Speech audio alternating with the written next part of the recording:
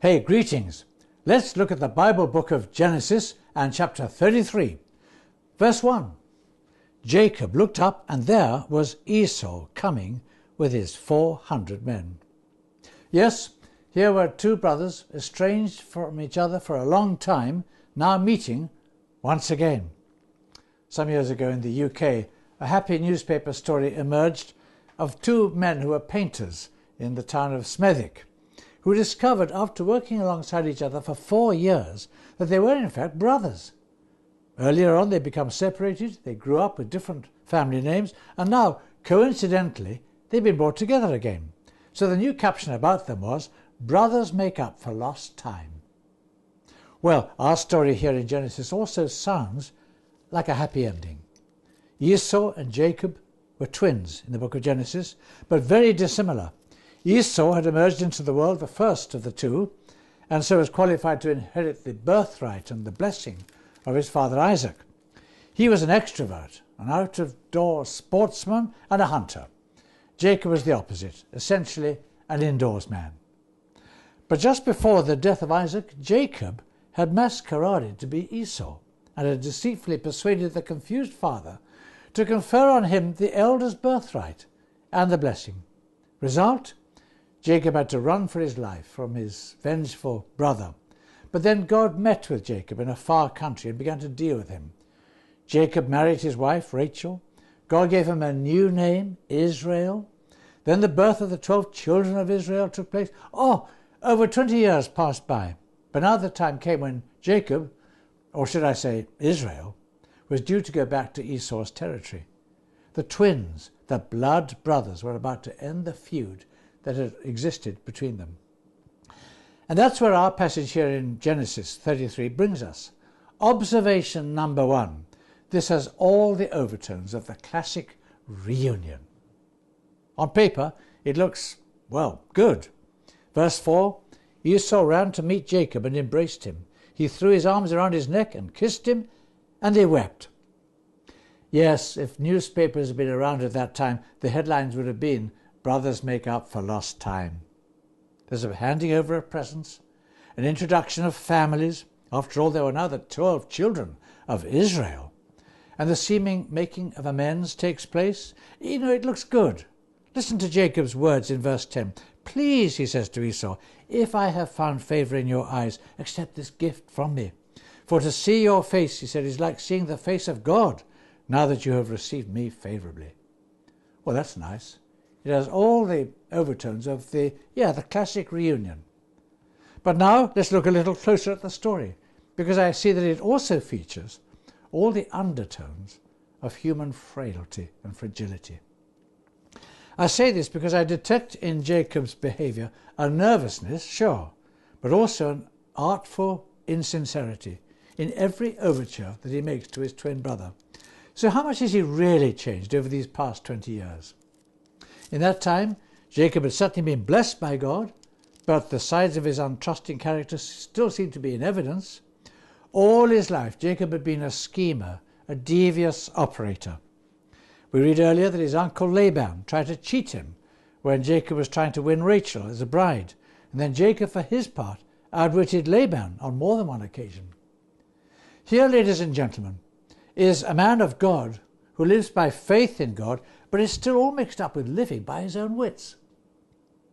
And let none of us cast the first stone at Jacob, because this is a story of reality in which we can very easily see ourselves mirrored if we look beneath the surface. For example, does Jacob's present to Esau really demonstrate the reality of his affections? I don't think so.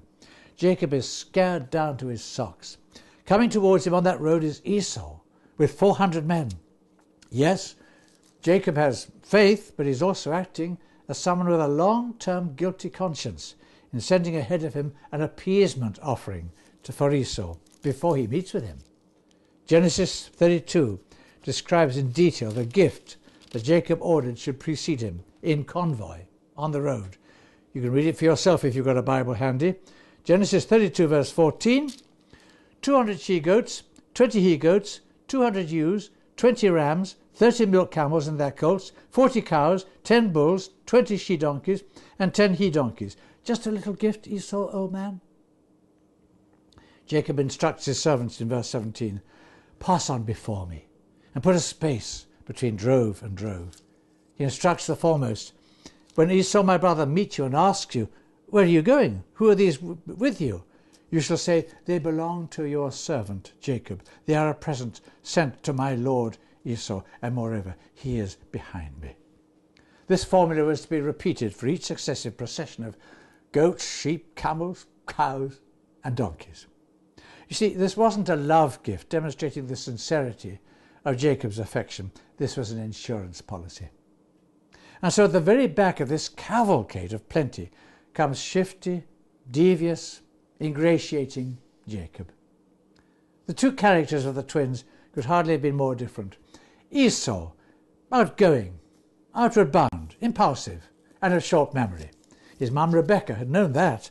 And all those years earlier she'd told Jacob to flee, but then added, when your brother is no longer angry with you and forgets what you did to him, I'll send word for you to come back. She knew. Jacob, for his part, hey, he never forgot a thing. He was different from his brother, thinking, scheming, suspicious, and clever. And so, friends, when the reunion finally does take place, as far as Esau is concerned, nothing could be simpler. Well, hey, so it's Jacob. Fancy after all these years. Good to see you, bro. Let's have a drink. And the shoal of presents? Verse 9. I've already got plenty. Keep them for yourself, Jacob. But no, insists Jacob, you must accept this gift. No problem then, agrees Esau. I love verse 12. Then Esau said, let us journey on our way, and I will go before you, all one happy family together. Let's now join up. Panic button. With the words of reconciliation now safely said, that's enough for Jacob. Leave it right there. Can't get too close to Esau. Verse 13. But Jacob said to him, my Lord knows that the children are frail, and that the flocks and herds giving suck are a care to me, and if they are overdriven for one day, all the flocks will die. Let my Lord pass on ahead of his servant, while I move along slowly at the pace of the droves before me, and that of the children, until I come to my Lord at Seir. Fine, says uncomplicated Esau. We'll meet up at Seir.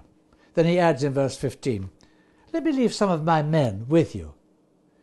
Panic button again. But why do that? Jacob asks, verse 15. Surely he thinks the present's been brought, the embrace has been exchanged, the words have been said. It's enough. Please. Let's not get too close to each other. There's been too much hurt. In my case, I can't actually believe that Esau has really forgiven me. No, let's go our own ways. It's marvellous. It's so typical. Underneath the story of the classic reunion are these undertones of human fragility. But let no one cast a stone at Jacob. He's too like many of us. It's very similar to the case of Joseph's reconciliation with his brothers. Remember? The children of Jacob, towards the end of Genesis. The Bible writers, they spend pages on it. Chapter after chapter describe Joseph's overtures to his brother and their ingrained reluctance to believe that they've been forgiven for the bad treatment that they'd given him earlier. So that in Genesis 50, long after the reunion has taken place and they're happily settled in Egypt, when their father Jacob dies, we read in Genesis 50 verse 15, when Joseph's brothers saw that their father was dead, they said, what if Joseph holds a grudge against us and pays us back for all the things we did to him? So they sent word to Joseph saying, it was a complete fabrication, your father left these instructions before he died. This is what you are to say to Joseph. I ask you to forgive your brothers the sins and the wrongs they committed in treating you so badly. Then we read, when their message came to him, Joseph wept. After all that time, and the wretched brothers still couldn't believe that the reunion was complete. They were the children of Jacob, the 12 children of Israel.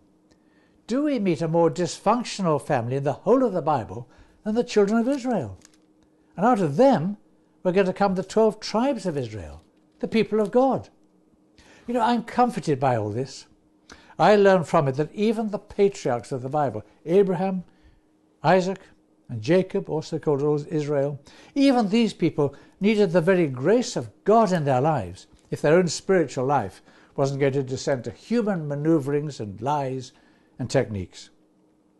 So here in Genesis, Jacob and people like him need to learn that such a thing as spiritual reconciliation, whether between black and white, or between church and church, or between husband and wife, or between friend and friend, isn't just achieved by buying somebody off with a present or by a token hug.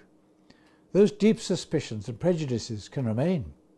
No, the changing of an attitude, and therefore of a life, comes about in the context of the supernatural grace of God, culminating finally in Jesus Christ, and this places you and me on the same level as anybody else.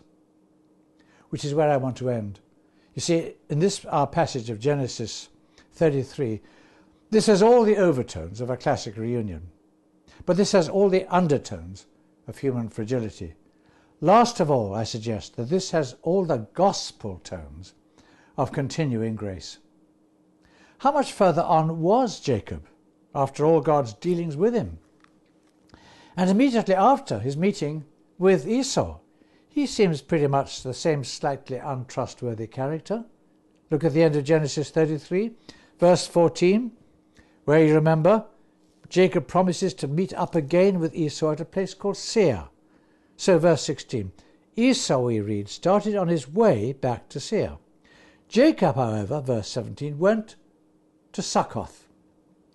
Succoth was precisely in the opposite direction from Seir. Jacob had no intention of meeting up with Esau again. Our hero hasn't changed all that much. What do you suppose Esau thought about the non-appearance of Jacob? Probably gave it no further thought. He got to Seir. No Jacob, all right. He's shortly off on another hunting trip. Jacob's character never bothered him very much. He knew him so well. Not that Esau was the winner in all this saga. He knew nothing of God's grace in his life. He didn't know what it was to struggle. He would have died as he lived, hunting, eating, watching TV, and perhaps getting his name into the local papers for just one last time before he died.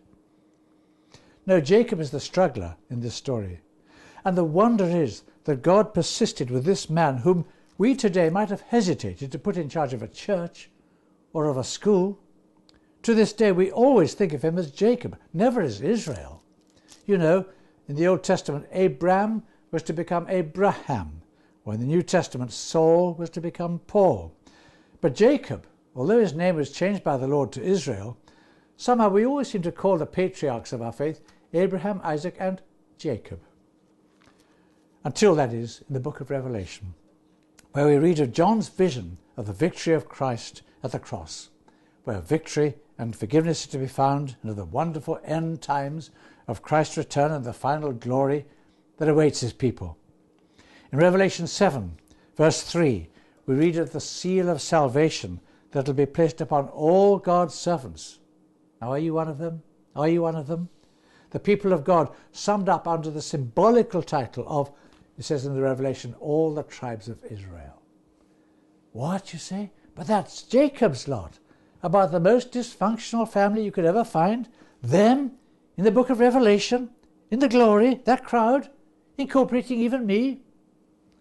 It's a great comfort. Yes, even that crowd. For here in Genesis 33 were all the overtones of the classic reunion, but all the undertones of human fragility. But the gospel tones of continuing grace are there too.